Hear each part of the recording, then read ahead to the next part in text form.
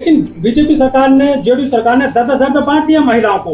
कैसे लोगे उनसे आप वोट? आपके पास कौन सा तरीका है? वो पैसे के बदले वोट देखो, फिर मैं आपके माध्यम से उनको उन्हीं लोगों को बताना चाहता हूँ कि 10,000, 5,000, 2,000 चक्कर में ना पड़ो। माने बहन जी की सरकार, बहुजन समाज पार्टी की सरकार होती है तो नौकरी देने का काम करती है, तो एक नौकरी पूरा परिवार पाल सकता है। 10,000 रुपए कितने दिन चलाओगे आप? महापरिनिर्वाण दिवस पर वो रैली के बाद में जो दुश्मन है बीएसपी के, जो बहन जी का दुश्मन है, वो कहने लगे कि ये तो बीजेपी ने रैली कराई है, और कह रहे हैं कि जो योगी जी को सपोर्ट कर रही है बहन जी। पूरे मामले को किस तरह देखते हैं आप? सबसे पहले तो मैं बहुत बहुत धन्यवाद देता हूँ, बहुजन मीडिया के आज से दिल्ली में पहुँचा हूँ, और पुनः मैं स्वागत करता हूँ आपके सभी दर्शकों को, धन्यवाद देता हूँ। जैसा कि आपने 9 अक्टूबर की बात की है बीजेपी के प्रति, तो मुझे लग रहा है उन लोगों ने पूरा स्पीच माननीय बहन जी का सुना नहीं है। एक्चुअल में जब माननीय बहन जी ने इसका गठन किया था, जब पार्क का और पार्क में जो एम्प्लॉय का, तो उस समय एक बजट कोष बनाया गया था। तो उसमें होता क्या है, माननीय बहन जी ने कभी उसमें पूरी मीटिंग में भाजपा का नाम नहीं लिया। उन्होंने कहा वर्तमान सरकार। तो वर्तमान सरकार में जब अखिलेश जी की सरकार रही, उस समय भी माननीय बहन जी ने चिट्ठी लिखी थी कि इनका रखरखाव सही किया जाए, क्योंकि कार्यक्रम होना था। तो उन्होंने क्या अनदेखा कर दिया, उस पैसे का गलत यूज किया। लेकिन बीजेपी सरकार को जब चिट्ठी लिखा गया, माननीय योगी जी को लिखा गया, तो उन्होंने उसको संज्ञान लिया और उसको उसी पैसे को जो पार्क में आता है, टिकट का पैसा आता है, उसी पैसे से उसकी साफ सफाई कराई गई। उस चीज को धन्यवाद दिया। तो माननीय बहन जी बहुत बड़ी लीडर है, आरएलडी की आजादी विश्व की टॉप 10 की लीडर हैं। तो उन्होंने वर्तमान सरकार को धन्यवाद दिया। तो वर्तमान सरकार का धन्यवाद को उनके लोगों ने इतना तोड़ मरोड़ के दिखाया है, जबकि आगे स्पीच में पूरा ही लथाड़ दिया बीजेपी को। यहाँ तक कि माननीय बहन जी ने कहा कि वर्तमान सरकार यानी भाजपा सरकार को उखाड़ फेंकने के लिए हम भी पूरा जोर लगाएंगे, और हमारा जितना समाज लाखों जो भीड़ इकट्ठी हुई है, वो भी पूरी ताकत लगा करके और वर्तमान सरकार को उखाड़ फेंक करके 5वीं बार बहुजन समाज पार्टी सरकार बनानी है। लेकिन जो समाजवादी के लोग हैं वो कह रहे हैं कि योगी जी को सपोर्ट कर रही है बहन जी, ये बीजेपी को जो है बी टीम इसलिए कही जाती है। अभी कल वाला शायद आपने नहीं ध्यान दिया होगा, कल माननीय बहन जी ने ओपन कहा है, परसों वाली मीटिंग 29 वाली ओपन कहा है कि जितने भी मुस्लिम समाज के लोग हैं, अगर भाजपा को हटाना है तो बहुजन समाज पार्टी में आ जाओ, खुला अपॉर्चुनिटी दी है।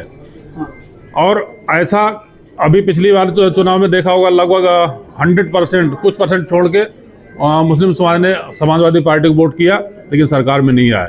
तो वर्तमान सरकार यानी भाजपा सरकार को अगर कोई हरा सकता है तो वो सिर्फ बहुजन समाज पार्टी ही हरा सकती है। लेकिन वे तो हिंदू मुस्लिम की बैटरी चार्ज कर रहे हैं, जो बीजेपी और समाजवादी पार्टी के लोग हैं। अभी एक बीजेपी के पूर्व विधायक हैं राघवेंद्र सिंह, उन्होंने कह दिया कि 2 के बदले 10 मुस्लिम लड़के लेकर आइए। तो ये जो समाजवादी पार्टी का और बीजेपी का हिंदू मुस्लिम का कार्ड है, क्या वो इस 2027 में फिर से कामयाब हो पाएंगे? देखो, अब जनता समझ गई। जो लॉलीपॉप भाजपा ने दी है, जो समाजवादी पार्टी ने दी है, आज जो पीडीए बनाए हैं, और सबसे पहले आरक्षण बिल फाड़ने वाला कौन है? उन्हीं का सांसद था, उन्होंने फड़वाया। आज वो पीडीए की बात करते हैं, पीडीए में दलित का है ही नहीं, तो उनका अपना सिर्फ वनली फॉर परिवार दिखता है और कुछ नहीं दिखता है। तो ये पीडीए उनका भंग हो चुका है। और रही बात भाजपा सरकार की, तो इन्होंने 15 लाख 2 करोड़ नौकरी, तमाम गाय चाय इतना कर दिया है कि किसान परेशान, शिक्षित परेशान, बेरोजगार बेचारा घूम रहा है, नौकरी के नाम पे ठगा जा रहा है। तो इतना परेशान व्यक्ति है, अगर अभी भी पब्लिक नहीं समझती है तो वो धीरे धीरे वही मानसिक गुलाम बनते जा रहे हैं। क्यों? क्योंकि ये भाजपा सरकार स्कूल तो बंद कर रही है, ठेके खुलवा रही, बढ़वाती जा रही है। आप देखिए उत्तर प्रदेश में क्या हालत हो रही है। तो लगभग 5,000 ज़्यादा स्कूल बंद कर दिए। और इसको जब इनका मेन मकसद है, आरएसएस का मेन मकसद है कि शिक्षा को खत्म करो, क्योंकि शिक्षा सवाल की जननी है, इसलिए शिक्षित न बनने दो इनको। तो ये शिक्षा पर ज़्यादातर चोट देते हैं। इसलिए सब आपके चैनल के माध्यम से और लोगों के माध्यम से एक संदेश देना चाहता हूं कि अपने बच्चों को शिक्षित जरूर बनाएं, क्योंकि शिक्षा जब होगी तभी सवाल कर पाएंगे और अपनी सत्ता बना पाएंगे। जब तक सत्ता नहीं है तब तक आपको मान सम्मान अधिकार नहीं मिलेगा। लेकिन 37 सांसद हैं पीडीए के, जब अत्याचार होता है उत्तर प्रदेश में दलितों पर, गरीबों पर, पिछड़ों पर, तो ये जाते क्यों नहीं है वहां पर? जिनको वोट मिला है, देखो 37 सांसद हैं, वो पीडीए के नाम पर उनको वोट दिया, उनको ठगा गया। उन्होंने वोटरों को ठगा कि हम आपकी लड़ाई लड़ेंगे, आपकी ये करेंगे, संविधान को लेकर के निकले। लेकिन संविधान को सबसे ज्यादा अगर चोट पहुंचाई है समाजवादी पार्टी ने पहुंचाई है सबसे ज्यादा। काशीराम जी की जयंती, वो महापरिनिर्वाण दिवस पर तो बाला चढ़ा रहे थे, वो श्रद्धांजलि दे रहे थे काशीराम जी। ये सब खुला ड्रामा है। अगर आप मानूर काशीराम साहब को इतना ही मानते हैं, इतना ही जानते हैं, बाबा साहब को जानते हैं, मानते हैं, तो उनके बताए हुए रास्तों पर चलें। उनके बताए रास्तों पर तो चलते नहीं। हम बाबा साहब को मानते हैं, उनकी नहीं मानते हैं। तो ये तो फर्जी बकवास है। इनको खाली वोट लेने के लिए लालीपाप इधर देते रहते हैं। मनोहर काशीराम साहब के ऊपर माला चढ़ा रहे हैं और बाबा साहब के ऊपर माला चढ़ा रहे हैं, संविधान को हाथ में लेकर घूम रहे हैं और सबसे ज्यादा मूर्तियां वही तोड़ रहे हैं। संविधान बचाएंगे, आरक्षण बचाएंगे, बाबा साहब को बचाएंगे, ये समाजवादी पार्टी के लोग कहते हैं। हाँ, वो तो कहेंगे। सबसे ज्यादा नुकसान तो उन्होंने किया है। सबसे पहले आरक्षण को खत्म करने की मांग समाजवादी पार्टी ने की, मूर्ति तोड़ने के बाद उन्होंने की, और संविधान को जो है सबसे ज्यादा अगर क्षति पहुंचाई है समाजवादी पार्टी ने पहुंचाई है। और इनसे सदैव होशियार हमारे खास करके आने वाले चुनाव में मतदाताओं से एक पुनर्जोर अपील है कि इनके बहकावे में, इनके चक्कर में कतई नहीं आना है, क्योंकि ये दोबारा फिर आपके साथ वही करेंगे। क्योंकि ये सांपनाथ नागनाथ वाले हैं, थोड़ी देर के लिए साइलेंट होते है तो इनके अंदर जहर ही। ये जहर जब भी कभी अगर सत्ता में दोबारा आए तो ये उगलेंगे हमारे ऊपर ही। इसलिए सावधान रहना है, अपने वोट को सुनिश्चित और स्वाभिमान और सम्मान के साथ जीना है। 7.5 साल की बहुजन समाज पार्टी सरकार रही तो पूरे देश में एक मैसेज गया है, पूरे देश में इस चीज मैसेज गया है कि 7.5 साल की सरकार में हजारों साल की गुलामी तोड़ने का काम किया है। माननीय बहन जी ने परम पूज्य बाबा साहब के आइडियोलॉजी पर चलकर मनोहर काशीराम साहब ने वो करके दिखाया है, बेहतरीन करके दिखाया, जो शायद जिसकी हमें उम्मीद नहीं थी। खास करके वो दलित और छोटे छोटे वर्ग के लोग जिनको कभी बैठने का अधिकार नहीं था, बोलने का अधिकार नहीं था, उनको आज टॉप क्लास में पहुंचाने का काम बहुजन समाज पार्टी ने किया। सर, बहन जी ने बिहार में जो चुनाव हो रहा है उसमें पूरी एक तरफ से आगाज कर दिया है, रैलियां होने वाली है, क्या कुछ इस बार सफलता मिलेगी बहन जी को? बीजेपी का लग रहा है इस बार बेहतरीन प्रदर्शन होगा और कुछ सीटों पर हमारी बेहतरीन जीत भी है। और मुझे लगता है कि जब हमारे 3 सांसद हुआ करते थे तो हमने केंद्र में सरकार गिराई थी, और ऐसा ही माहौल बनने जा रहा है बिहार में। विधायक तो हमारे कम हो गए, लेकिन सरकार में हम आएंगे। लेकिन आपकी 1-2 सीटें आती हैं बिहार में जब चुनाव आते हैं, लेकिन उससे ज्यादा क्यों नहीं बढ़ पा रहा ग्राफ? इस बार बढ़ेगा ना। इस बार माननीय आकाश आनंद जी ने बहुत मेहनत की है, वहाँ पर ग्राउंड लेवल पे वर्क कर रहे हैं। माननीय बहन जी के भी कार्यक्रम लग गए हैं और 6 तारीख से स्टार्ट हो गए। और हमारा महाबोध महाविहार का सबसे पहले माननीय बहन जी ने ट्वीट किया, उसके बाद सारी पार्टियां वहाँ की लॉलीपॉप देने में शुरू हो गई कि हमारी सरकार बनाओ, हम देंगे। तो अभी तक क्यों नहीं दे दिया भाई? लड़ाई आज की तो है नहीं, महाबोध महाविहार की तो बहुत काफी पुरानी है। तो लड़ाई जो हमारी पुरानी थी, आज माननीय बहन जी ने ट्वीट किया तो उसके बाद में सारी पार्टियां अपना ड्रामा करना शुरू कर दिया कि हमारी सरकार बनाओ, क्योंकि उनको डर हो गया कि बहुजन समाज पार्टी बिहार में तो बहन जी कह रही है कि हम अकेले चुनाव लड़ेंगे, हम किसी गठबंधन नहीं करेंगे। दूसरी तरफ बीजेपी का गठबंधन है, तीसरी तरफ आरजेडी का गठबंधन है, लोग गठबंधन करके लड़ रहे हैं, आप कैसे अकेले जीत जाओगे? वो पार्टियों से गठबंधन करते हैं। हमारा सामाजिक भाईचारा जो चल रहा है, हमने जातियों से कर लिया। हमारा बहन जी ने सारे सब, हमारा वोटर मेन वोटर होता है, तो वोटरों से हमारा गठबंधन। आपका वोटर जो है, बिहार में 15 साल से आप नहीं आए और एक भी सीट नहीं है 15 साल। 15 साल तो यूपी में भी नहीं है, 15 साल यूपी में नहीं है। आपकी जो सारे वोटर है वो हनुमान है, मोदी के चिराग पासवान, खुद को दलित नेता कहते हैं, लेकिन उनकी माँ ब्राह्मणी है, सारा वोट तो आपका वहां जाता है। देखो, वो पूर्व में जो भी हुआ वो हुआ, लेकिन आज की डेट में, आज की बता रहा हूँ, आज बिहार का माहौल अलग है और बहुजन समाज पार्टी के पक्ष में है।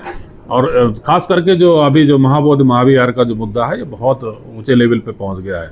लेकिन बीजेपी सरकार ने, जेडीयू सरकार ने 10,000 रुपए बांट दिया महिलाओं को, कैसे लोगे उनसे आप वोट? आपके पास कौन सा तरीका है, कैसे बदले वोट? देखो, फिर मैं आपके माध्यम से उनको, उन्हीं लोगों को बताना चाहता हूँ कि 10,000, 5,000, 2,000 चक्कर में ना पड़ो। माने बहन जी की सरकार, बहुजन समाज पार्टी की जो सरकार होती है तो नौकरी देने का काम करती है, तो एक नौकरी पूरा परिवार पाल सकता है। 10,000 रुपए कितने दिन चलाओगे आप? इस चीज को समझना पड़ेगा। जब तक ये नहीं समझोगे तो भीख है। आपको वोट लेने का टाइम आ गया, 10,000 रुपये अगड़ा दिया, वोट ले लिया, उसके बाद 5 साल पे तुम रहोगे, इधर उधर घूमोगे। तो इसलिए बिहार की जनता खास करके, क्योंकि वहाँ पे चुनाव चल रहा है, इन 10,000, 2,000, 5,000 के चक्कर में नहीं आना है। अपना अगर कैरियर बनाना है, स्वाभिमान सम्मान की लड़ाई आगे बढ़ानी है और जीतनी है, तो आपको बहुजन समाज पार्टी हाथी चुनाव चिन्ह पर ही वोट देना पड़ेगा, तभी आपके हक अधिकार की लड़ाई लड़ पाएंगे और जीत पाएंगे। लेकिन बीएसपी को एजेंडा लाभ जो है नहीं लाती है। बीएसपी का कभी एजेंडा नहीं रहा, ना मैनिफेस्टो रहा है। उन्होंने काम करके दिखाने पर ज्यादा भरोसा किया। जब जो सरकारें रही, आप उनका पूरा पढ़िए। आजकल तो बुकें भी आ गई हैं, तो उन्होंने करके दिखाया। क्योंकि एजेंडा में तो 15 लाख भी था, एजेंडा में तो 2 करोड़ नौकरी भी थी। यही तो सब क्या है, चुनावी लालीबाब थे। तो ऐसा झूठ बोलने काम, देखो बहुजन समाज पार्टी कम विचारधारा ज्यादा है, एक मूवमेंट है। और ये आज का नहीं, हजारों साल से हमारे पूर्व चलते हुए आए, इसको आगे बढ़ाने का माननीय बहन जी करें, उसके बाद आकाश जी हैं और भी तमाम लोग हैं, आप जैसे लोग हैं जो आज इलेक्ट्रॉनिक मीडिया है, सोशल मीडिया है, तो आप लोग आगे बढ़ा रहे हैं इस चीज़ को। मूवमेंट ये मूवमेंट है, विचारधारा है, खत्म कभी नहीं होती है।